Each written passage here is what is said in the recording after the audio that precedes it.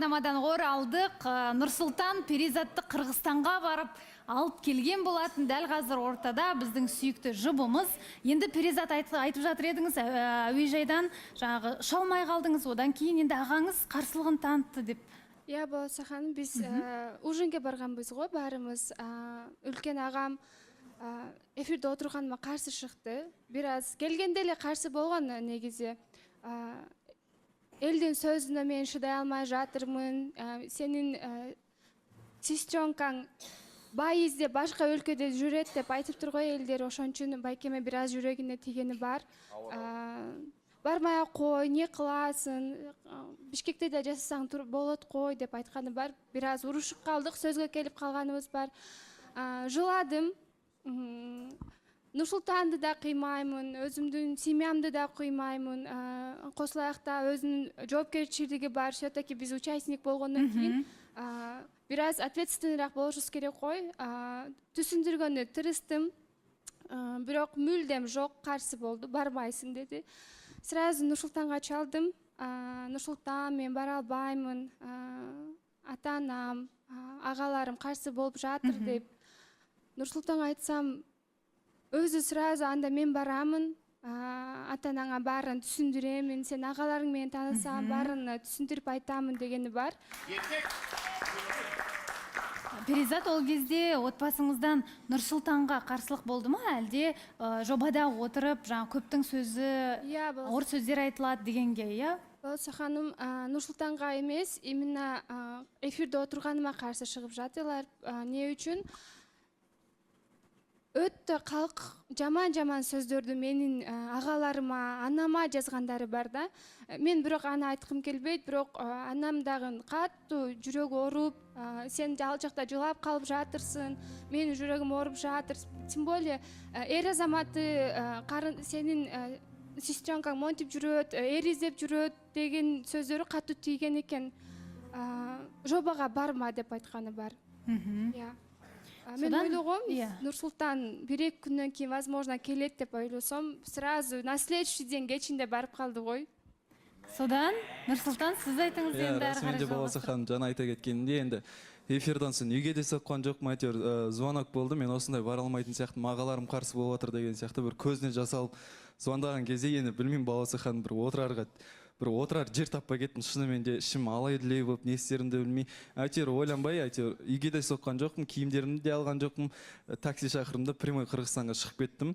Енді Бишкек қаласына барып, дальше примерно мінетін жерін біліп, таныстардан сұрастырып, қай жақтан мінет деген сияқты самолетқа билет алайын десем, енді рейстер отмена болып кетіп отыр жаңағыдай. Мен азандашам деп ойлағам, енді көбісі звондап, сол таныстарым самолет отмена болып кетіп отыр, лучше қазір шыға бер, ертең Құдай қаласа жетіп қаласың деген сондай бір ұсыныстар болғаннан кейін сразу түнгі примерно 1:30-2-де Бишкек қаласына жетіп, сол жақтан дальше Манас қаласына, Жалал-Абадқа таксиға отырып, примерно келесі күні бір обедке 1-2-де уже сол Жалал-Абад қаласында болдым. 12-13 сағат примерно жол жүріп бардым.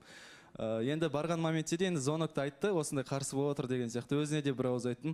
Тогда мен барайын, мен еркекпін ғой, мен барып барлығын түсіндірейін, алдарынан бір ауыз өтейін деген сияқты. Бұл жақта сен жалғыз емессің, қасында адам бар, сені қорғайтын да, қолпаштайтын да, қолдайтын да, сондай бір қасында адамы бар, екенін білсін, алдыларынан өтейін дедім да. Сосын келесі күні бардым, енді күні бойы гүл алдым, бүйттім, сөйттім, бұл қыз әйтеуір өзі мәз болып жүрді. Сонымен сіз тосын сый болып бардыңыз ба, әлде келе жатқаныңызды айттыңыз ба? Мен барған кезде айттым, болса. Жеткен кезде айттым. Я болса ханым мага звондап жатыр, саат 1-лерде. Мен келип жатырмын, 1 сааттан кийин Жалал-Абадта боламын деп. Мен шок болуп, корктум. Агам айткандан, анам айткандан корктум. Бирок айттым. Анам бираз тоже шок болду. Анда үйгө чакыралы дейт да, биздин үйгө келе берсин дейт. Бирок ал үлкен агам мүлдем каршы болгон үчүн жок, давайте лучше ресторанга барып отуралы, таанысалы дегенбиз. Потом таанышып келдик. Бул тааныстык бираз аяк астыдан болду гой, болсо ханым. Мен да ойлогом, менин ата-анам Нурсултан менен башкача бир тааныстык, адеми бир тааныстык болсо экен деп ойлогом, бирок мондай ситуацияларга карата кандай? Енді сөйлесу керек болды дейсіз, иә?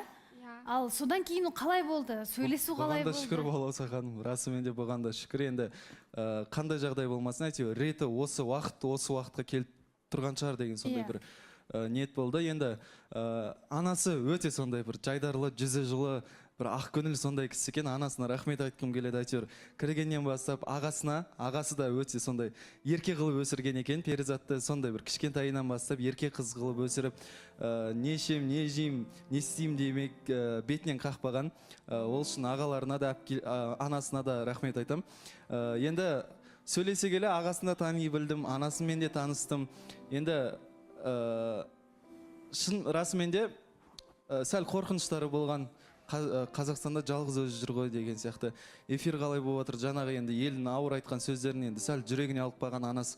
По-любому енді ата-ана болғаннан кейін расымен де өзінің қызы туралы сондай нәрсе айтылып жатқан, жалған айтылып жатқаннан кейін балауса ханым, расымен де ол любой ата-ананың бір жүрегіне дақ түсіреді деп ойлаймын, өзімнің ойымша. Енді соның барлығын ашып сөйлестік. Уайымдамаңыз, болмай бара жатса, удалить етіп тастаңыз дедім. Болмаса өзім удалить етіп берейін дедім. Мамасы күліп, сонымен арқа-жарқа болып, әңгімемізді айтып, бір 3-4 сағат отырдық. 3-4 сағат әңгіме құрдық.